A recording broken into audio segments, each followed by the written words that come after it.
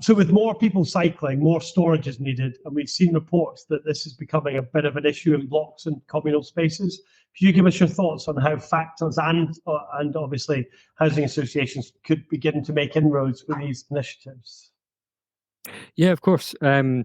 We have seen a big increase in people cycling. So you're not alone there, especially during the pandemic. And the kind of baseline has remained higher than it was before COVID-19 as well. So there are more people cycling, and bikes stored in communal areas is an issue for all social housing providers, but also factors, private landlords.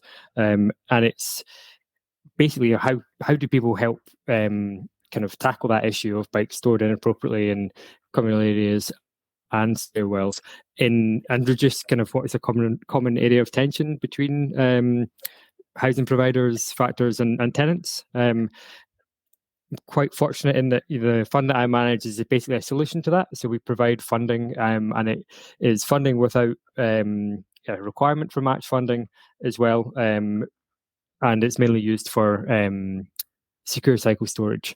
So how factors and other housing providers can create inroads to. So I've kind of gone off again there. Just start again.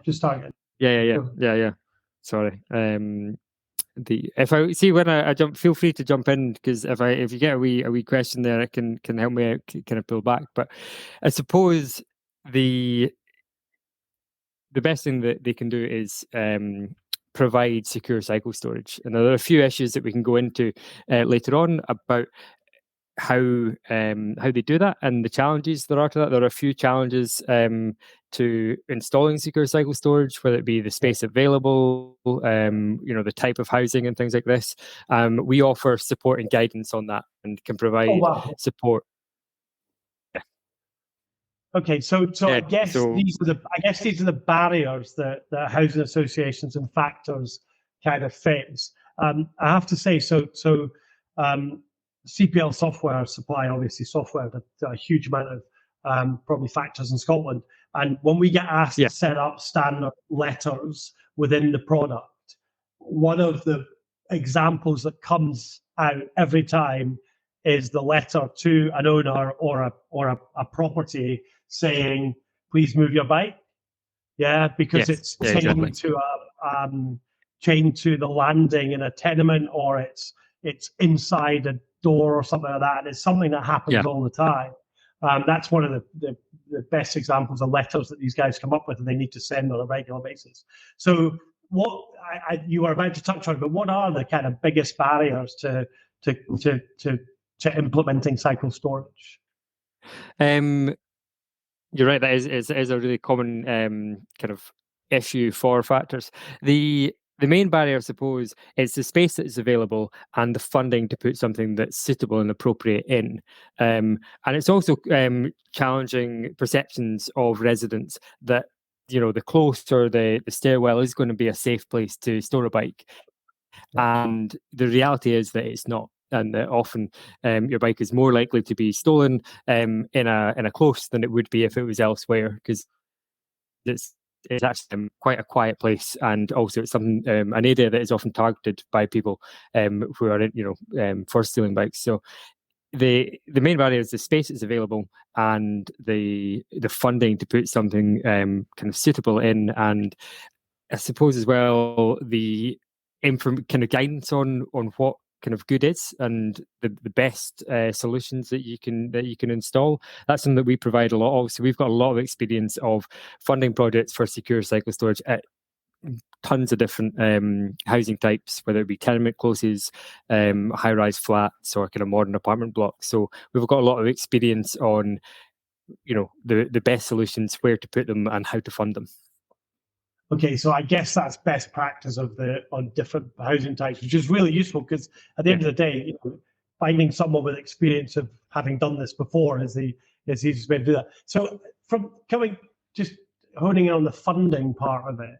So who can get funding for these things? Can anyone get funding, or is it the funding that we provide is the collection work, I guess?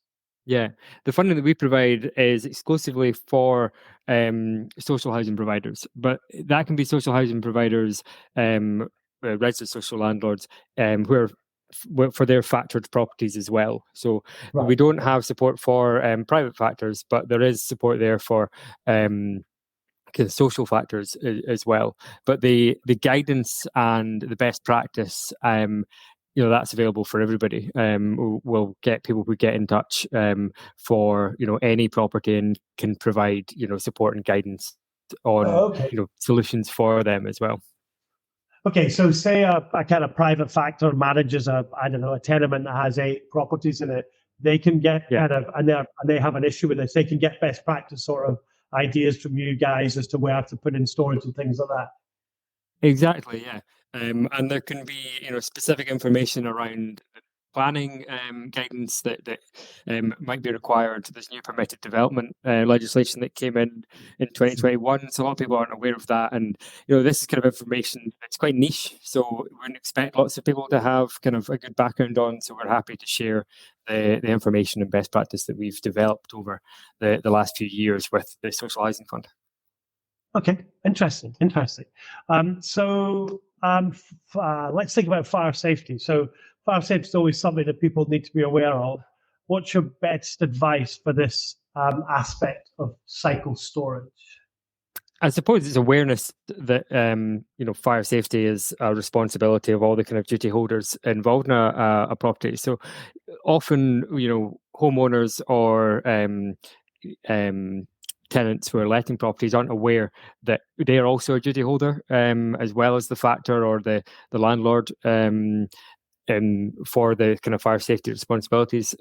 So keeping the communal areas clear of bikes is not just the responsibility of the factor of the landlord, it's their responsibility as well. And God forbid, if anything was to happen, it would be kind of shared responsibility of everyone. The using the available space is a great way of dealing with the fire safety issues.